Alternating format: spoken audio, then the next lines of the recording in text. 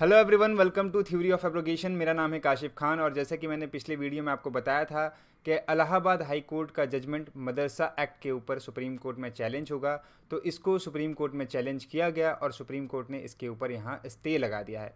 तो अभी फ़िलहाल इलाहाबाद हाई कोर्ट के मदरसा वाले एक्ट के ऊपर जो जजमेंट आया था उस पर सुप्रीम कोर्ट ने स्टे लगा दिया है और यहाँ पर सुप्रीम कोर्ट ने नेक्स्ट हेयरिंग में बोला है कि यहाँ पर हम इसको फाइनली डिसाइड कर देंगे। तो सुप्रीम कोर्ट में क्या क्या आर्गूमेंट्स हुए, क्या क्या बातें रखी गई, उन सारी चीज़ों को आज के इस वीडियो में हम समझने की कोशिश करते हैं। चलिए वीडियो को स्टार्ट करते हैं। सबसे पहले समझते हैं कि पुराना जो केस था हमारा Anshuman Singh Rathore versus Union of India का, इस केस में आप सभी को मालूम होगा कि Uttar Pradesh board of madrasa education act 2004 को अनकॉन्स्टिट्यूशनल डिक्लेयर किया गया था इलाहाबाद हाई कोर्ट की डिवीज़न बेंच के द्वारा, और इन्होंने कहा था कि ये violates the principle of secularism है और यहाँ पे स्टेट गवर्नमेंट को ये ऑर्डर किया गया था कि वो जो है वो एकोमोडेट करें जितने भी स्टूडेंट्स हैं उनको, जो स्कूल सिस्टम है उसमें। तो इस जजमेंट को जो है सुप्रीम कोर्ट में अब चैलेंज किया गया है और सुप्रीम कोर्ट ने फिर यहाँ पे अपना जजमेंट सुना है। केस का जो नाम है जो सुप्रीम कोर्ट के पास गया था वो है Anjum Qadri versus Union of India and others और managers association Madaris Arabiya UP versus Union of India. तो ये दो केसेस हैं और इसके साथ बहुत सारे अदर केसेस भी फाइल हुए थे, लेकिन बेसिकली अगर हम हेडिंग के तौर पे पढ़ें तो हमें ये दो केसेस यहाँ पे देखने हैं। यहाँ पे सुप्रीम कोर्ट की जो 3 जज बेंच थी, chief justice of India D Y Chandrachud, justice J B Pardiwala और जस्टिस मनोज मिश्रा की, इन्होंने ऑब्जर्व किया है that high court prima facie error in understanding the provision of the act which are regulatory in nature. मतलब कि इन्होंने सीधी सीधी बात यहाँ पे कह दी कि हाई कोर्ट ने अंडरस्टैंड करने में ही गलती कर दी है मदरसा एक्ट के प्रोविजंस को। तो पिटिशनर की बात करें तो यहाँ पे बहुत सारे पिटिशनर थे, सबका नाम आप यहाँ पे देख सकते हैं। इन सब लोगों ने मिलकर जो है बहुत सारी पिटिशन फाइल की थी और यूपी में जो मदरसा एक्ट था उसको जो अनकॉन्स्टिट्यूशनल डिक्लेयर किया गया था इलाहाबाद हाई कोर्ट के द्वारा, उनको इन्होंने सुप्रीम कोर्ट में चैलेंज किया था। अब जो है सेकंड वीक ऑफ जुलाई में इसका फाइनल जजमेंट जो है फाइनल डिस्पोज ऑफ हो जाएगा। देखते हैं उसमें जो है फाइनल डिस्पोज ऑफ में क्या करेंगे, लेकिन फिलहाल अभी सुप्रीम कोर्ट ने यहाँ पे इलाहाबाद हाई कोर्ट के जजमेंट पर स्टे लगा दिया है।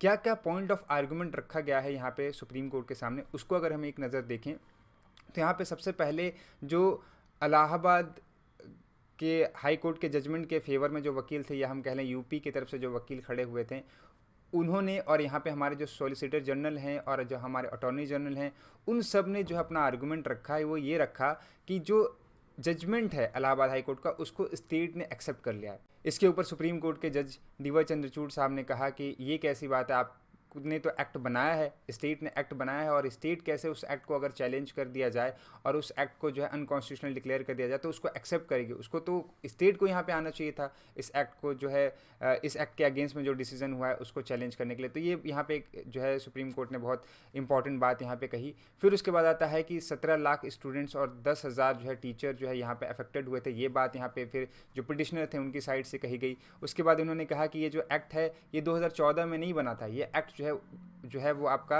1908 में एक कोड बनाया गया था, उसको बाद में जो है 1987 में फिर चेंज किया गया और उसको लास्ट में फिर 2004 में फिर से एक नए एक्ट में जो है तब्दील किया गया। तो ऑलमोस्ट ये जो है 120 साल पुराना एक्ट है और तब से जो है मदरसा का पूरा सिस्टम जो है वो यूपी में चल रहा था।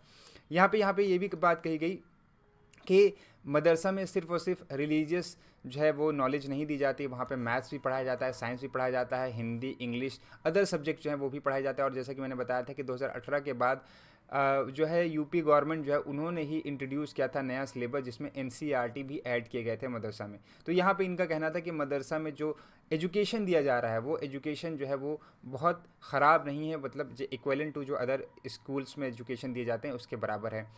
यहाँ पे एक बात, बहुत इंपॉर्टेंट बात यहाँ पे नोट करने के लिए कही गई है आर्गूमेंट में कि teaching religion would not mean a religious instruction. मतलब कि अगर कहीं पर आपको रिलीजन पढ़ाया जा रहा है तो इसका मतलब ये नहीं कि आपको रिलीजियस इंस्ट्रक्शन दिए जा रहे हैं। और यहाँ पे जो पिटिशनर थे उन्होंने अरुणा रॉय केस का जजमेंट जो है यहाँ पे कोर्ट किया 2002 में, जिसमें ये बात कही गई थी।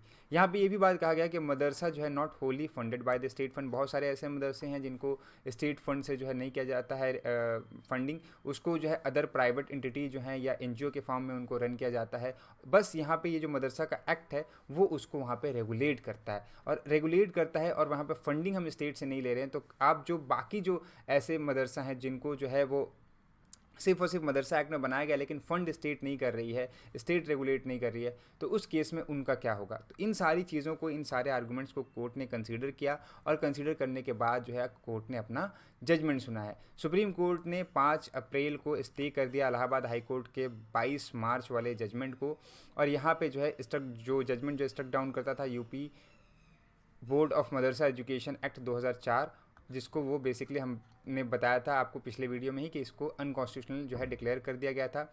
सुप्रीम कोर्ट ने कहा कि हाई कोर्ट ने प्राइमा फेसी एरर किया है understanding the provision of the act, जैसे कि मैंने आपको बताया। और यहाँ पे 2 इंपॉर्टेंट बात यहाँ पे सुप्रीम कोर्ट ने कही इस पॉइंट को कहते हुए। इन्होंने सबसे पहली बात ये कही कि एक्ट जो है वो प्रोवाइड नहीं करता for any religious instruction. Act ये नहीं बात कहता कि आप जो है रिलीजियस इंस्ट्रक्शन, तो आप जो है मदरसे में बच्चों को पढ़ा रहे हो उसको कैसे पढ़ाओगे, क्या होगी, सारी चीज़ें, उन सब चीज़ों की ये बात करता है। दूसरा, if the concern was to ensure that the student of madrasa receive quality education, अगर मेन कंसर्न यहाँ पे यही था कोर्ट का, हाई कोर्ट का, तो कहने का ही मतलब था ना कि जो मदरसा में बच्चे पढ़ रहे हैं उनको अच्छी क्वालिटी ऑफ एजुकेशन नहीं मिल रहा है एज़ कम्पेयर टू वो बच्चे जो अदर स्कूल में पढ़ रहे हैं। तो आप यहाँ पे एक्ट को जो है वो अनकॉन्स्टिट्यूशनल डिक्लेयर करने की जगह पे आपको एक गाइडलाइंस, एक डायरेक्शन इशू करना चाहिए था, और जिसमें आप बताते कि मदरसा में किस तरीके का एजुकेशन जो है वो होना चाहिए, ताकि वो एजुकेशन की क्वालिटी जो मदरसा में दी जा रही है और वो उस एजुकेशन की क्वालिटी जो अदर इंस्टीट्यूशन में दी जा रही है वो बराबर हो सके। ठीक है, तो यहाँ पे आपने एक्ट को ही गलत कर दिया, बच्चे का ही फ्यूचर का इशू आ गया यहाँ पे कि अब बच्चे कहाँ जाएंगे, उतने सारे टीचर्स कहाँ जाएंगे, क्योंकि बहुत सारे टीचर ऐसे हैं जिन्होंने सिर्फ मदरसा में पढ़ाने के अलावा कोई और स्किल वो नहीं रखते हैं। इतने सारे बच्चे जो हैं जो मदरसा से निकलेंगे उनको एक टाइम में इतने सारे स्कूल्स में एडमिशन नहीं दिया जा सकता, इतनी जल्दी जो है वो इतना ज़्यादा स्कूल नहीं बनाया जा सकता, ये भी एक प्रॉब्लम है। तो यहाँ पे उम्मीद ऐसी लग रही थी कि सुप्रीम कोर्ट जो है इस डिसीजन को स्टे लगा देगा, और सुप्रीम कोर्ट ने यहाँ पे वही किया है। सुप्रीम कोर्ट ने ऑब्जर्व किया है कि हाई कोर्ट का जो डिसीजन है वो 17 लाख स्टूडेंट जो कि स्टडी कर रहे हैं मदरसा में, रिकॉग्नाइज्ड मदरसा में स्टेट के अंदर में, उनको इफेक्ट करेगा, और इसलिए जो है यहाँ पे हाई कोर्ट का डिसीजन जो है गलत है और इसको सुप्रीम कोर्ट ने स्टे लगा दिया। तो स्टूडेंट्स, ये थी आज की हमारी वीडियो। आई होप इस वीडियो में आपको सारी इन्फॉर्मेशन क्लियर हो गई होगी। फिर भी कोई डाउट है तो आप हमें कमेंट बॉक्स में बता सकते हैं, हम आपके डाउट को क्लियर करने की पूरी कोशिश करेंगे। मिलते हैं ऐसे इंपॉर्टेंट अपडेट्स के साथ, तब तक के लिए good bye and take care.